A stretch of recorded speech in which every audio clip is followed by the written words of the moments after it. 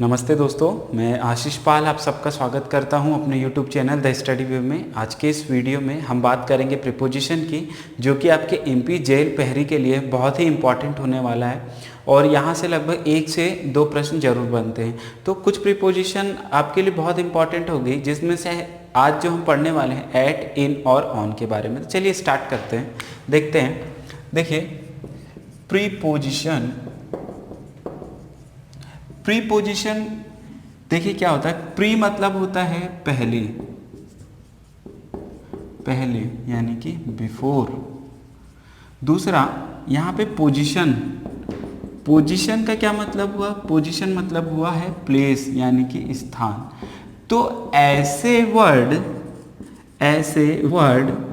जो कि नाउन या प्रोनाउन के पहले लगते हैं, ऐसे वर्ड जो नाउन या प्रोनाउन के पहले लगते हैं मतलब प्री है ना, और इनकी जो पोजीशनिंग होती है इनके पहले होती है, इसलिए इसका नाम रख दिया प्रीपोजिशन।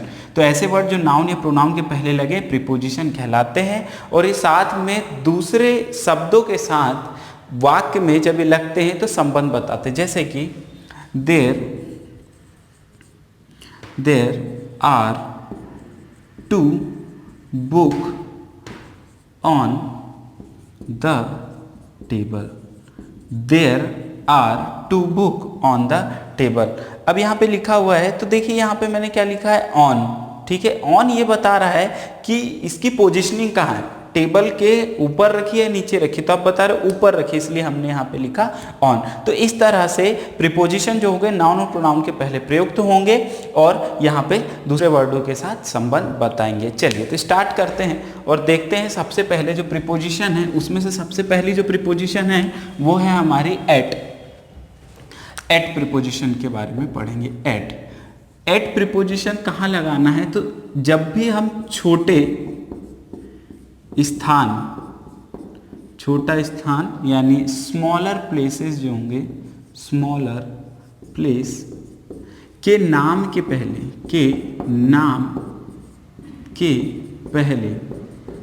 एट प्रीपोजिशन लगाते हैं। जैसे कि आई लिव इन, ठीक है, आई लिव एट मोखा, ठीक है, आई लिव एट मोखा। तो यहाँ पे जो मोखा है ये मेरे विलेज का नाम है। अब विलेज का नाम है तो ये कैसा है, एक स्मॉलर प्लेस है। स्मॉलर प्लेस यानी कि छोटी जगह है। तो जब छोटी जगह होती है तो उसके लिए हम यहाँ पे क्या लिखेंगे, स्मॉलर प्लेस के लिए क्या लिखेंगे, तो at. I live at Mokha, I am at railway station, ठीक है। रेलवे स्टेशन क्या है, एक छोटी जगह है, इसलिए आपने लिखा क्या, यहाँ पे क्या लिखा है, एट। अब जहाँ पे आपको ढूंढना संभव हो, बहुत आसानी से कोई आपको ढूंढ सके ऐसी छोटी जगह, उससे पहले आप एट प्रपोजिशन का यूज करते हैं। जैसे आई एम एट होम, ठीक है। अगर आपके घर में घर है, वहाँ पे आप घर पे रहते हैं, मतलब वहाँ पे अगर आप हो तो आप लिख रहे हो आई एम एट होम, ठीक है। तो जो भी छोटे स्थान होंगे उनके नाम के पहले आपको क्या लिखना है, वहाँ पे किस प्रीपोजिशन का यूज़ करना है, एट प्रीपोजिशन का, या ऐसी जगह जहाँ पर आपको ढूंढना बहुत ही इजी हो। तो वहाँ पे आप जब किसी को अपना एड्रेस बता रहे हैं या आप कहाँ पे खड़े हैं, तो उस तरह से बता रहे हैं जहाँ आपको ढूंढना संभव हो या बहुत इजी हो, तो वहाँ पे आप एट प्रीपोजिशन का यूज़ करेंगे। जैसे किसी ने बोला वेयर आर यू, तो आपने बोला कि मैं कहाँ पे हूँ, बस स्टैंड पे हूँ, तो I am at bus stand. अब बस स्टैंड पे क्या आपको ढूंढना संभव है? हाँ, बिल्कुल संभव है, इसलिए यहाँ पे लिखा है, वहाँ पे आप बोल रहे हो कि I am at bus stop या बस स्टैंड, ठीक है, इस तरह से, या I am at railway station, इस तरह से। चलिए आगे देखते हैं। तो सबसे पहले मोस्ट इंपॉर्टेंट कि छोटे प्लेस के नाम के आगे आपको क्या लिखना है, नाम के आगे किस प्रीपोजिशन का यूज करना है, तो एट प्रीपोजिशन का यूज करना है। दूसरा, अगर आप किसी बड़ी जगह पे रह रहे हो और बड़ी जगह के अंदर भी किसी छोटी जगह पे रह रहे हो, तो वहां पे भी एट प्रीपोजिशन यूज करते हैं। जैसे कि I live in Bhopal, I live in Bhopal at MP Nagar, ठीक है। भोपाल जो है वो एक बड़ी जगह है, तो यहाँ पे हमने इन प्रेपोजिशन का यूज़ किया, और छोटी जगह कौन सी है, एमपी नगर, इसलिए हमने यहाँ पे एट प्रेपोजिशन का यूज़ किया है। चलिए, तो ये कॉन्सेप्ट आपको समझ में आया। अगले कॉन्सेप्ट की तरफ बात करते हैं। जो इसका दूसरा कॉन्सेप्ट है वो इस तरह से है कुछ कि अभी बात हुई प्लेस की, एट, ठीक है। अब बात प्लेस की हो गई, अब बात होगी जब हम पॉइंट ऑफ टाइम बताएं। पॉइंट ऑफ टाइम यानी बिल्कुल एक निश्चित समय बता रहे हैं, ठीक है, एक छोटा सा इंटरवल, टाइम का एक इंटरवल बता रहे हैं, तब भी हम एट प्रीपोजिशन का यूज करेंगे। जैसे एट 3 AM, एट 4 o'clock, ठीक है, at 4 o'clock, at bed time, at dinner time. यहाँ पे क्या है, देखिए यहाँ पे एक छोटी समय अंतराल की एक छोटी अवधि है, बिल्कुल छोटी अवधि। तो जब भी बिल्कुल छोटी अवधि यानी पॉइंट ऑफ टाइम की बात की जाएगी, तब आपको एट प्रीपोजिशन का यूज करना है। At 3 AM, at 4 o'clock, at bed time, at dinner time, ठीक है। बिल्कुल छोटी अवधि के लिए आपने किसका यूज किया, इस तरह से, जैसे कि एट नून या एट डिनर टाइम, इस तरह से।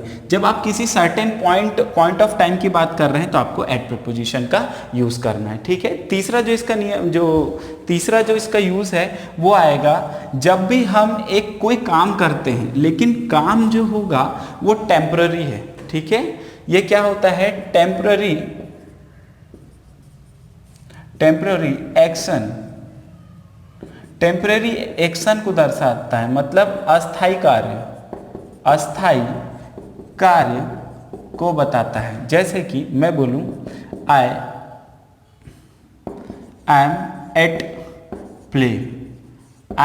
प्ले, इसका क्या मतलब हुआ कि मैं I am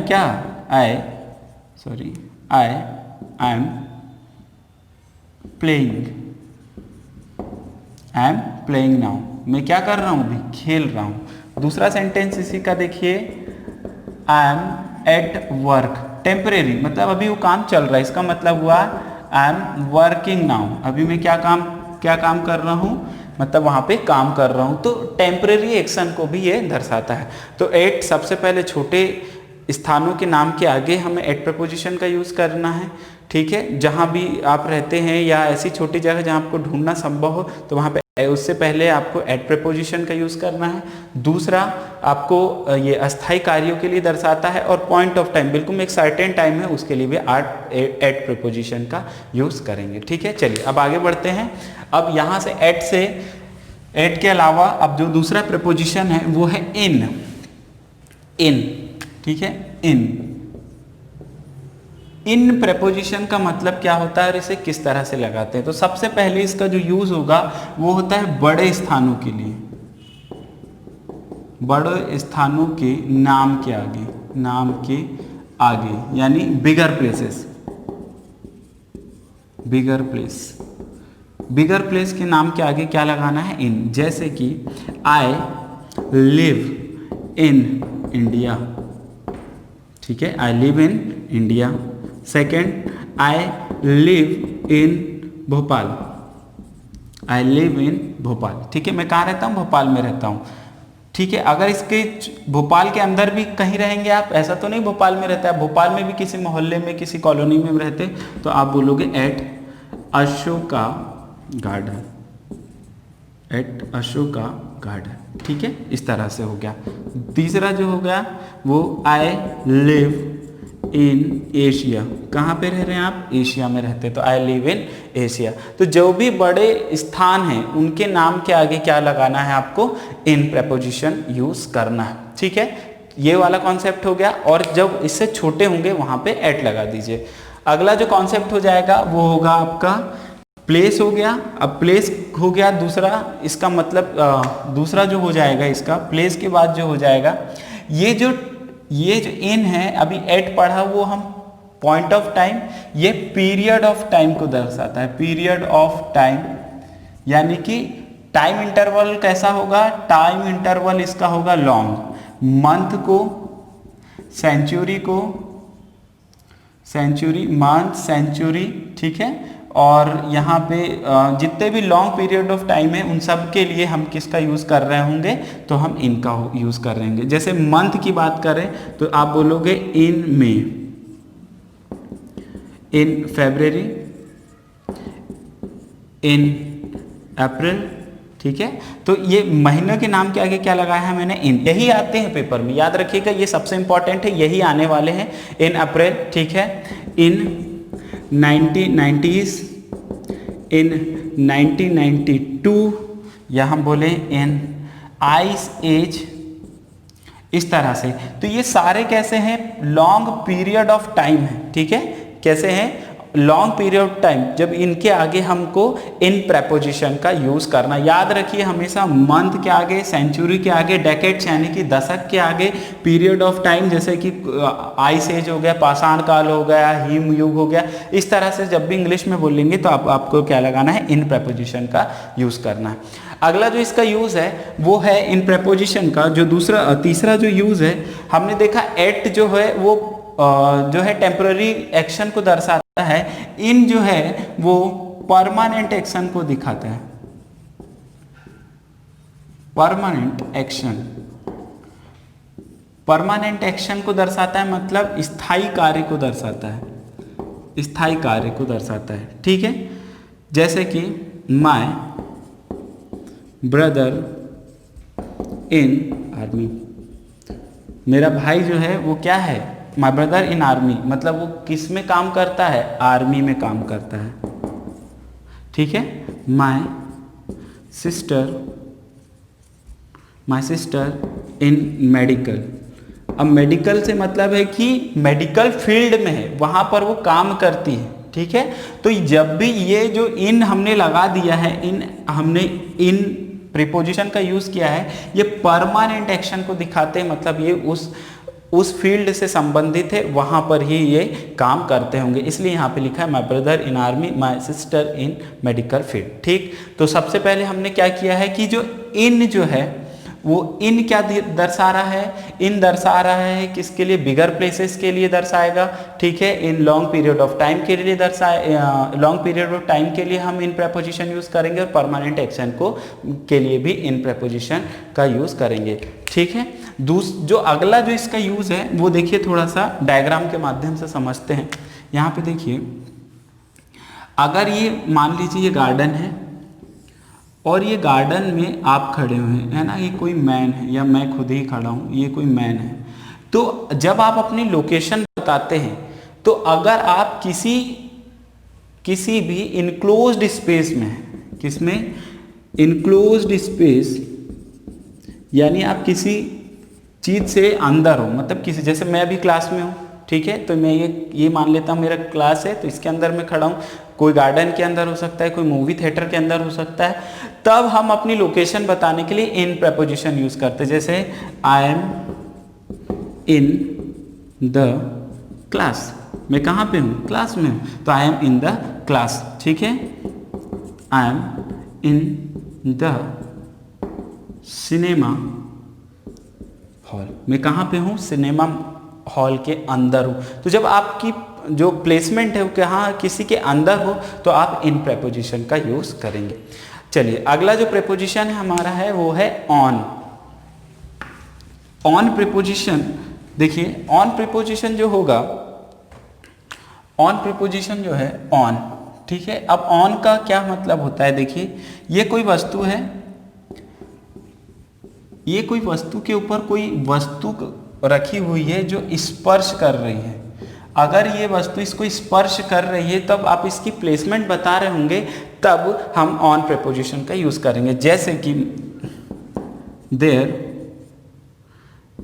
is my book on the table, मेरी बुक कहाँ पे है, टेबल के ऊपर रखी है, टेबल के ऊपर, उसके अंदर नहीं है, उससे स्पर्श कर रही है। जैसे ये पेन है, पेन के ऊपर, सॉरी हाथ के ऊपर क्या रखा हुआ है, पेन, ठीक है। कहाँ पे है पेन, कहाँ पे है, हाथ के ऊपर, तो मैं बोलूंगा ये किसके है, ऑन द हैंड, ठीक है, किसके ऊपर है, ऑन द हैंड, ठीक। तो इस तरह जब भी आप प्लेसमेंट बता रहे हो, यानी कोई चीज किसी के ऊपर रखी हुई है, तो क्या हो जाएगा, वो वहां पे हम ऑन प्रीपोजिशन यूज करेंगे। मान लीजिए कि यहाँ पे कोई ये है, ये टेबल ही ले लेते हैं, यहाँ इसके ऊपर क्या है, सिक्का हुआ है, तो हम बोलेंगे there is coin on the table. कहाँ पे रखा हुआ है, टेबल पे रखा हुआ है। There is a pen, there is a pen on my book. इसका क्या मतलब हुआ कि मेरे बुक के ऊपर जो है वो क्या रखा हुआ है, मैंने क्या रखा हुआ है, पेन रखा हुआ है, ठीक है। बुक के ऊपर क्या, पेन को इस तरह से प्लेस किया हुआ है मैंने, तो मैंने बोला कि मेरा पेन कहाँ रखा है, बुक के ऊपर रखा है, इसलिए मैंने ऑन लिखा है, ठीक है। अगर उसकी प्लेसमेंट अलग होती, अंदर रख देता, अगर बैग के अंदर रख देता तो इन लगाता, लेकिन ऊपर रखा है तो मैंने क्या लगाया है, ऑन लगाया हुआ है। चलिए, तो सबसे इंपॉर्टेंट तो यही बात होगी। उसके साथ जो है जो ऑन का जो सेंस आता है वो मे के संदर्भ में आता है ऑन। तो आपको जितने भी डेज हैं, डेज के नाम के आगे ऑन लगाना है, जैसे कि ऑन मंडे, ऑन मंडे, ठीक है, ऑन वेडनेसडे, इस तरह से ऑन मंडे इवनिंग, इस तरह से आपको ऑन का यूज करना है। तो देखिए, सबसे पहली बात हमने 3 प्रीपोजिशन पढ़ी, कौन कौन सी, एट, इन और ऑन, ठीक है। तो अब थोड़ा सा यहाँ पे समझ लीजिए, एट, इन और ऑन। सबसे पहली बात, ये स्मॉल यानी छोटे स्थान के नाम के आगे, छोटे स्थान, ये वाला आएगा बड़े स्थान के नाम के आगे हमको प्रीपोजिशन का यूज करना है, ठीक है।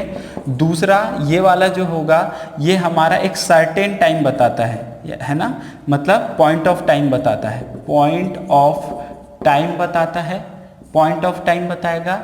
ये हमारा जो बताएगा, ये बताएगा पीरियड ऑफ टाइम, मतलब पीरियड ऑफ टाइम मतलब कि बड़े, मतलब लंबी अवधि को बताएगा। तो यहाँ पे क्या हो जाएगा, at 3 AM, at dinner time. यहाँ पे क्या हो जाएगा, मंथ, ठीक है, मंथ, वीक, सेंचुरी और लॉन्ग पीरियड ऑफ टाइम के लिए हमको हमें इन प्रीपोजिशन का यूज करना है। ऑन का कहाँ पे करना है, तो ऑन जो होता है वो क्या बताता है, ये प्लेसमेंट बताएगा कि कोई ऑब्जेक्ट आपकी दूसरी वस्तु से उससे स्पर्श करते हुए रखा है। इन क्या बताता है, इन बताता है इस तरह ये कोई भी ऑब्जेक्ट इसके अंदर है, ठीक है। और डेज के नाम के आगे आपको क्या लगाना है, ऑन, जैसे कि ऑन मंडे, ठीक है, on Wednesday, on Sunday evening, इस तरह से, ठीक है। तो आप समझ गए होंगे कि इनके बीच में बेसिक डिफरेंस क्या है। तो इस वीडियो के लिए दोस्तों इतना ही। मुझे उम्मीद है आपको ये कॉन्सेप्ट समझ में आए होंगे। अगर कॉन्सेप्ट समझ में आते तो प्लीज़ लाइक और सब्सक्राइब करें।